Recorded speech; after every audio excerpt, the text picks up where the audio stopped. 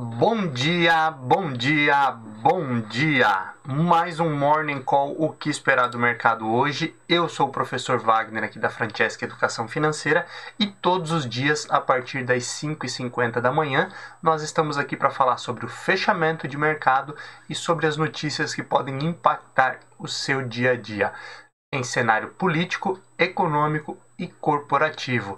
Não se esqueça, então, deixa seu like, se inscreva no canal, compartilhe esse conteúdo aí para cada vez mais pessoas terem acesso a esse material que nós divulgamos gratuitamente todos os dias e entre também em um dos nossos grupos de WhatsApp para que você receba esse material também em PDF antes das 7 horas da manhã e aí, óbvio, possa consultar esse conteúdo todos os dias a qualquer horário do seu dia. Hoje, segunda-feira, dia 26 de abril de 2021, nosso 98º Morning Call ao vivo aqui às 5h50 da manhã. Falando um pouquinho aí sobre o fechamento do mercado, então, na sexta-feira, dia 23, nós fechamos aí a semana, uma semana bem turbulenta, de altos e baixos, inclusive, mas fechamos a semana com alta do índice Ibovespa, puxado aí principalmente aí pela forte alta que nós tivemos das bolsas norte-americanas também na sexta-feira. Finalmente aí foi sancionado o veto aí na quinta-feira, né, dos 20 bilhões do orçamento de 2021.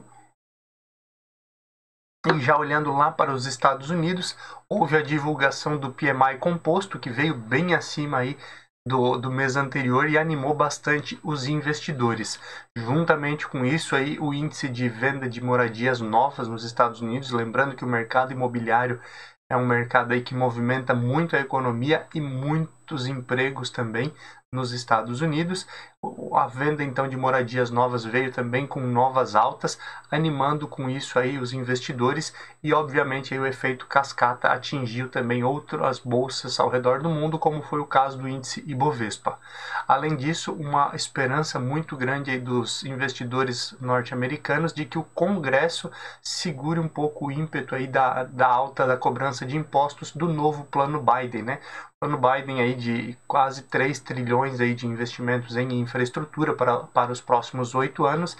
Ele vai buscar recursos basicamente aí através de aumento de impostos de empresas, que aumenta aí uma alíquota de 21 para 28, 29%, dependendo da situação, e existindo também aí a possibilidade de aumentar a tributação em ganho de capital, em alguns casos aí podendo chegar a 43%. E óbvio aí os investidores acreditam que mesmo o partido de Joe Biden não permitirá esse tipo de votação, mesmo com maioria absoluta na Câmara e Senado, ele não teria como conseguir toda essa tributação, que ela deve ficar menor, automaticamente então deixando aí os investidores mais tranquilos para a retomada então de investimentos nos Estados Unidos. O mundo ainda de forma geral monitora bastante os casos de Covid, principalmente aí quando olhamos lá para a Ásia, né, olhando especificamente para a Índia, que aumentou muito os casos de Covid aí nas últimas semanas e acaba afetando toda a região da Ásia também.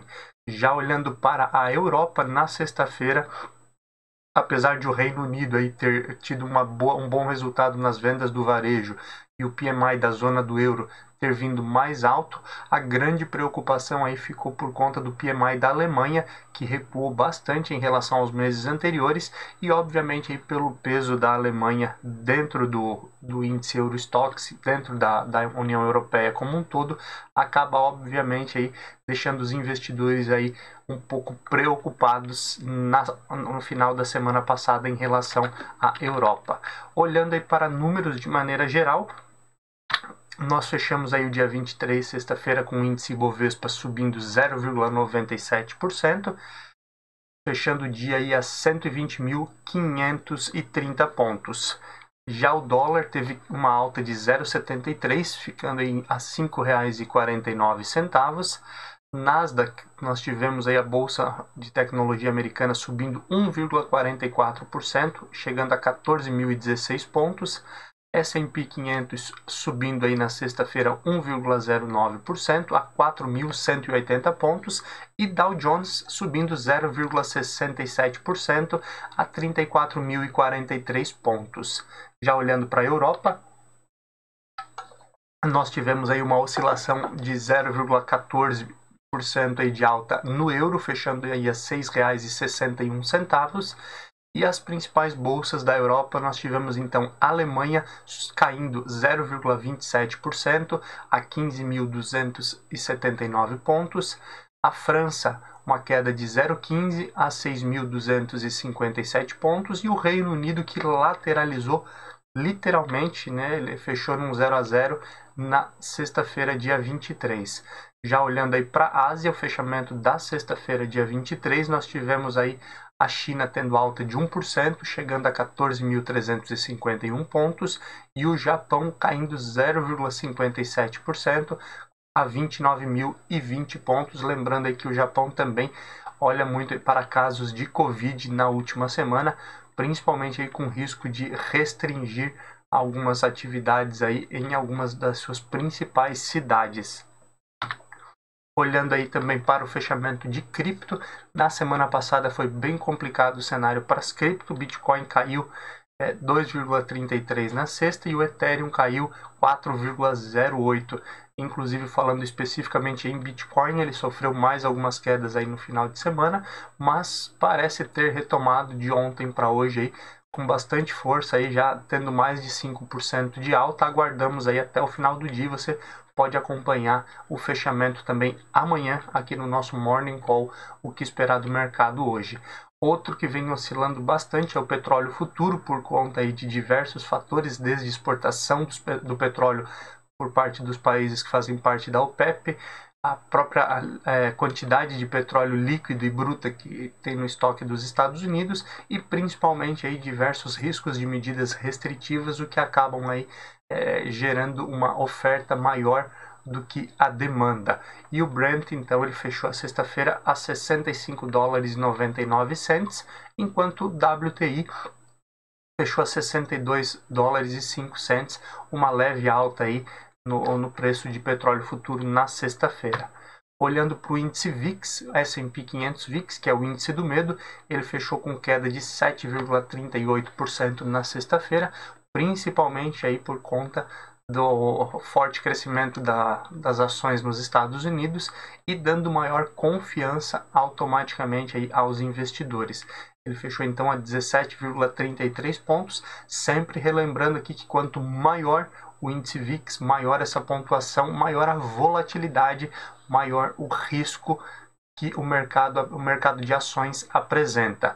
Olhando aí para metais futuro, nós tivemos aí o ouro futuro aí sendo negociado a $1.776,75 a onça na sexta-feira e alumínio futuro $2.370,75 a tonelada. Da mesma forma, o ferro refinado sendo negociado aí a $176,96 na sexta-feira.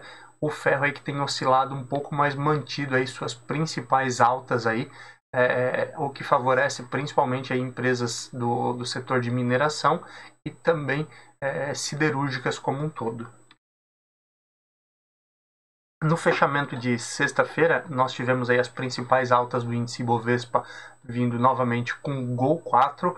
O Gol 4 subiu 4,11% a R$ 24,02, onde mesmo em meio aí a forte queda de demanda de voos domésticos, Gol 4 e Azul 4 também, que no dia anterior, na quinta-feira, tiveram forte alta, aproveitam aí o momento de divulgação de resultados lá nos Estados Unidos e principalmente um crescimento em outros países das ações aí que podem ter uma boa retomada pós-pandemia, e é o que vem acontecendo também com as aéreas aqui no Brasil. Vevar 3 também, uma alta de 3,87% via varejo, fechando aí a R$ 13,12. Braskem, que continua aí após definição aí da Odebrecht, que se chama Novonor agora, anunciar que quer vender a sua fatia da Braskem. Outra parte da Braskem pertence aí à Petrobras, né? Mas Braskem continua em alta, fechou a R$ 52,62, uma alta de 3,56% na sexta-feira. Sula 11 subiu 3,54% a 33,27 centavos. TIM S3, que é da companhia telefônica, TIM fechou com alta de 3,29% a R$ 12,24. Já as principais baixas, nós tivemos aí Cielo 3, que é Cielo, caindo 3,10% a R$ 3,75. Cosan aí subindo 2,48%, caindo 2,48%, chegando a R$ 91,02. Marfrig, que vinha aí de alta nos últimos dias, fechou com queda de 2,05% a R$ 20,49. Pecar 3, que é pão de açúcar, caindo 1,54% a R$ 38,15. E Beef 3, que é Minerva também, voltada aí à área de proteína animal, caindo 1,28%, fechando o pregão de sexta-feira a R$ 10,76. Olhando aí para a agenda de indicadores no Brasil hoje, vale a pena ficar de olho no Boletim Focus, que toda semana aí tem a expectativa dos principais especialistas do país em relação ao fechamento da economia no final do ano e anos posteriores, mostrando aí a expectativa de inflação, expectativa de moeda, Selic e também do PIB, que é o que mais tem sido afetado aí nas últimas semanas, principalmente aí quando olhamos aí para a perspectiva dos principais especialistas do país. Hoje também tem divulgação da evolução de empregos do CAGED, muito importante para analisarmos essa retomada da economia brasileira como um todo. Já olhando para o cenário internacional, a expectativa, a confiança do consumidor nos negócios lá na Alemanha, que infelizmente já foi divulgado e também veio abaixo do que era a expectativa do mercado. Houve uma queda nessa expectativa, nessa confiança dos negócios na Alemanha. E voltando àquilo que já falávamos lá no início do nosso Morning Call, a Alemanha tem um peso muito forte dentro da União Europeia, o que acaba aí prejudicando como um todo aí toda a retomada econômica da Europa. Hoje também nós temos divulgação do lucro industrial da China e pedidos de bens duráveis nos Estados Unidos, que também movimenta aí de forma importante aí a produção industrial nos Estados Unidos, e essa retomada aí ela pode refletir como um todo em novos empregos e retomada aí de importação de commodities e uma série de outros itens para a indústria norte-americana. Olhando para o início dessa semana, no cenário político, nós temos aí algumas notícias que são importantes e podem movimentar o mercado hoje. O Congresso ele cobra aí o retorno do Ministério do Planejamento, de preferência aí com um senador à frente e reduzindo o poder aí de Paulo Guedes. Então, relembrando aí, né, Paulo Guedes, que principalmente aí tem a força aí de ter um super ministério ao seu lado, né? Existe então essa pressão para que reduza os poderes dele e seja retomado então o Ministério do Planejamento. Só relembrando, lá no ano de 2019, então, houve a fusão aí de alguns ministérios, né? Teve o Super Ministério da Cidadania, o Super Ministério da Justiça, lá que o ex-juiz Sérgio Moro assumiu, mas como estamos falando aí de economia, o ministro Paulo Guedes ele assumiu aí o Ministério da Economia e teve basicamente uma fusão, onde o Ministério da Fazenda, Ministério do Planejamento e Ministério da Indústria se fundiram e virou apenas um único ministério, que é o Ministério da Economia, dando amplos poderes aí a Paulo Guedes e tudo aquilo que o presidente Jair Bolsonaro falava, principalmente durante a campanha. Agora, pressionado aí pelo Centrão e por outras partes do Congresso, o presidente Jair Bolsonaro pode trazer aí à tona a retomada aí do Ministério do Planejamento, o que leva aí a termos um novo ministro e também essa redução de poder aí do ministro Paulo Guedes. Vale a pena então ficar de olho nessa notícia. A CPI da Covid reativou a CPI das fake news,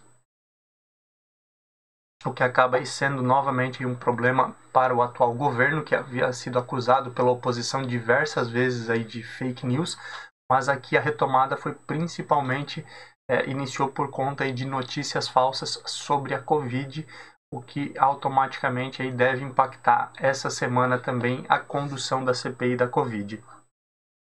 O Lira, né, o presidente então da Câmara, que entrou no lugar do Rodrigo Maia, já havia dito anteriormente que iria atuar fortemente com a reforma administrativa e a reforma tributária, e ele prometeu então que até o dia 3 de maio, ou seja, né, estamos quase aí, daqui a pouco mais de uma semana, nós teríamos já o texto da reforma tributária aí tramitando no Congresso, pelo menos sendo avaliado. A reforma tributária aí que é tão importante e pode facilitar aí de modo geral o entendimento aí e talvez reduzir a quantidade de impostos, unificando um único imposto aí, principalmente naquilo que nós falamos no que tange a corporativo, empresas. O ministro do STF, o Marco Aurélio, também enviou ao plenário do STF uma ação contra o presidente Jair Bolsonaro por omissão durante a pandemia. Então, essa também é uma das formas aí uma das notícias que pode impactar o mercado aí nessa semana por conta de mais uma ação do STF aí contrária ao presidente Jair Bolsonaro, novamente aí dentro do âmbito da Covid-19, da pandemia. E o ministro Paulo Guedes, em entrevista, falou sobre uma revisão no Mercosul, permitindo aí que países façam acordos individualizados, né?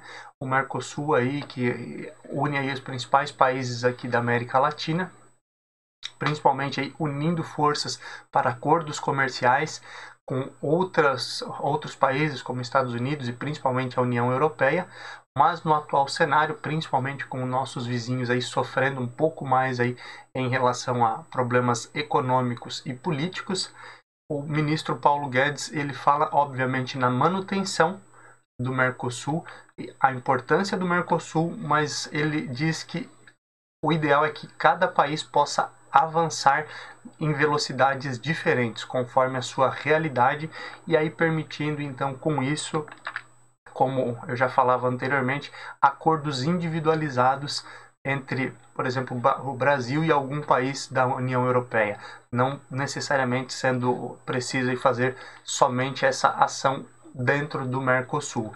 Isso aí pode movimentar o cenário econômico, mas também o cenário político aí por conta aí dessa visão do ministro Paulo Guedes aí em relação ao Mercosul.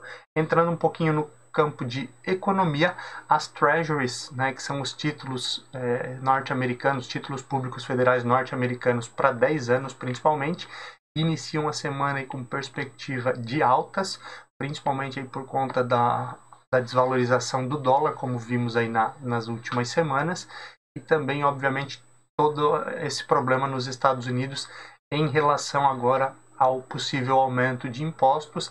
Isso também pode impactar como um todo, não somente os investimentos lá nos Estados Unidos, como os investimentos em todo o restante do globo, porque os títulos para 10 anos, as treasuries, são os títulos mais seguros do mundo e pagando um prêmio maior, automaticamente levam aí vários investidores para o Tesouro norte-americano, tirando aí do mercado de ações e tirando de países emergentes como o Brasil. Mesmo após a aprovação aí com vetos do orçamento para 2021, que aconteceu aí na semana passada, no fim de semana diversos especialistas ainda falam em um risco de shutdown no Brasil. Shutdown que seria aí a paralisação da máquina pública por falta de recursos. Diversos ministérios aí tiveram que fazer, o presidente fez diversos cortes em vários ministérios para ver essa economia, para conseguir dar continuidade aí ao Pronamp, ao programa BEM e diversas outras situações, mantendo também boa parte das emendas parlamentares e fazer o lado com o Congresso, né? Então, alguns especialistas falam nesse risco de shutdown para o segundo semestre, algo que já era falado anteriormente e preocupa como um todo aí, não só o Brasil, como investidores de forma geral.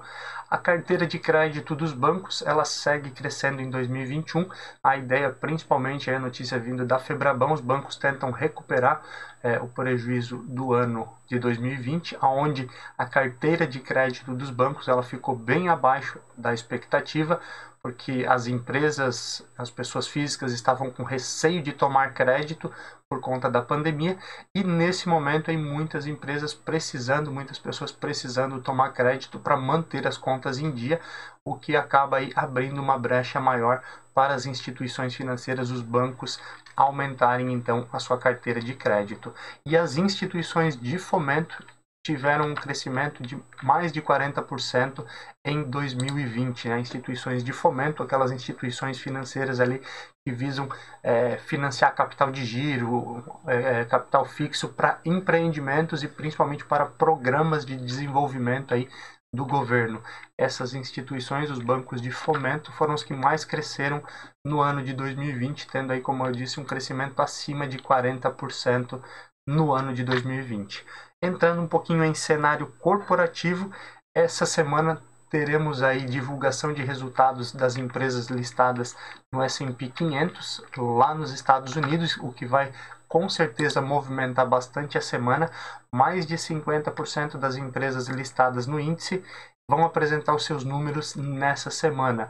Entre as principais aí que devem impactar bastante o mercado durante a semana, nós temos Tesla, Apple e Alphabet, né, que é a empresa ali que é a dona do Google. Então essas empresas aí, entre outras, devem movimentar bastante o mercado nessa semana por conta aí da divulgação de resultados, e isso com certeza impacta o restante do mundo e principalmente o índice Ibovespa, que segue na maioria dos dias as bolsas norte-americanas. Após mudança no nome da Ponto Frio, né, que foi divulgada aí no fim da semana passada, Via Varejo, uma das suas marcas dentro de Via Varejo é Casas Bahia, a outra é Ponto Frio, e a Ponto Frio teve o nome mudado, não é mais Ponto Frio, será apenas Ponto. E além disso, a Via Varejo realiza hoje o Via Varejo Day, um evento aí que tem como principal objetivo apresentar aí aos investidores como é que é a ideia de experiência do cliente, marketplace, a logística, tudo aquilo que Via Varejo está planejando aí para o ano e para os próximos anos. Lembrando aí que Via Varejo retornou um crescimento forte aí no ano passado, principalmente aí após, no final de 2019, a família Klein, que é a família que fundou as Casas Bahia, retornar ao comando aí da Via Varejo, e vemos desde então assim uma forte retomada, mas bastante oscilação também nas ações de Via Varejo. Uma execução de cobrança de 3 bilhões em impostos, que nós já falávamos na semana passada. O governo do Rio de Janeiro, o Ministério Público do Rio de Janeiro, estava executando uma cobrança de 3 bilhões em impostos da MMX, uma das empresas do Eike Batista, né? Com certeza você vai lembrar dele. Então era uma dívida aí fiscal de 3,4 bilhões que seria executada. Os advogados do Eike Batista e da empresa aí entraram com um pedido de suspensão dessa execução dos 3 bilhões, principalmente porque a empresa se encontra em recuperação judicial, e agora aguarda-se aí a decisão do Supremo Tribunal de Justiça, o STJ, em relação a essa cobrança de 3,4 bilhões em impostos da MMX e das outras empresas aí do empresário Eike Batista. Aumentou ainda mais a vacância de imóveis corporativos no início de 2021. Já tivemos uma queda muito grande aí na locação de salas comerciais, principalmente no ano de 2020 por conta da pandemia, e o novo normal, como nós estamos aí nos acostumando a chamar, funcionários aí atuando em home office, reduzindo a quantidade de pessoas dentro do escritório. Diversas empresas, diversos escritórios aí têm deixado salas comerciais, indo para alguns locais que não são tão centralizados, não são tão caros, e obviamente aí essa mudança faz com que aumente a vacância de imóveis, prejudicando aí também diversos fundos imobiliários e obviamente aí a economia como um todo, mas esse aumento aí tem sido considerável também no início de 2021. Hoje nós temos aí divulgação de resultados do primeiro trimestre. Já na sexta-feira nós começamos com a divulgação de resultados referente ao primeiro trimestre de 2021 das empresas, e hoje, dia 26, nós temos divulgação de resultados da Eternit, da Smiles e principalmente aí ficar de olho na divulgação de resultados da Vale, que já antecipou aí um aumento de 14% aí na exploração de minérios, e vamos ver como é que ficam os números especificamente do balanço de Vale, que vem aí de forte alta desde o início do ano passado, aí pós-pandemia, Vale crescendo bastante, ultrapassando aí, inclusive os R$100 de valor por ação. Obrigado aí por nos acompanhar, bom dia aí pro pessoal que está ao vivo, Flávio aí que nos deu bom dia lá no chat, Elias também, galera que está sempre presente. Falando agora um pouquinho sobre abertura de mercado, nesse momento 6h15 da manhã, olhando aí para as bolsas mundiais, já temos o fechamento às 5h30 das bolsas asiáticas, né? A China fechou aí com queda de 0,89% nessa manhã de segunda-feira. Olhando aí para a bolsa no Japão, praticamente lateralizou também o fechamento aí das 5h30 da manhã, uma queda de 0,06%, basicamente uma lateral. Opa, perdão, estava vendo errado aqui. Japão, uma alta de 0,36% aí no fechamento das 5h30 da manhã, subindo então a 29.126 pontos. Olhando as demais bolsas, o pré-market nos Estados Unidos, aí Dow Jones lateralizando, aí, principalmente aí nessa expectativa da divulgação de resultados nessa semana, lateralizando em 0,06%, S&P 500 caindo 0,1%, Nasdaq caindo 0,3% nessa manhã. E a Europa, que já iniciou, nós temos na Alemanha aí uma alta de 0,07% nesse momento, o CAC na França subindo quase 0,20% nesse momento, e no Reino Unido aí nós temos então uma lateralização, Reino Unido caindo 0,05% nessa manhã. Com certeza teremos um dia com bastante volatilidade, muita expectativa aí do mercado em relação à divulgação de balanço de empresas listadas na bolsa na Europa, juntamente aí com essa questão da moral dos negócios, da confiança dos negócios caindo lá na Alemanha. Também a divulgação aí nessa semana de empresas listadas em S&P 500, que deve movimentar bastante o mercado, e aqui no Brasil com a divulgação de resultados do primeiro trimestre também. Hoje aí devemos ter o Brasil seguindo também as bolsas norte-americanas, sempre lembrando que as notícias do mercado interno e as notícias políticas como um todo podem, infelizmente, aí, potencializar positiva ou negativamente a Bolsa Brasileira, o índice Ibovespa. Obrigado por mais um dia ter a sua companhia.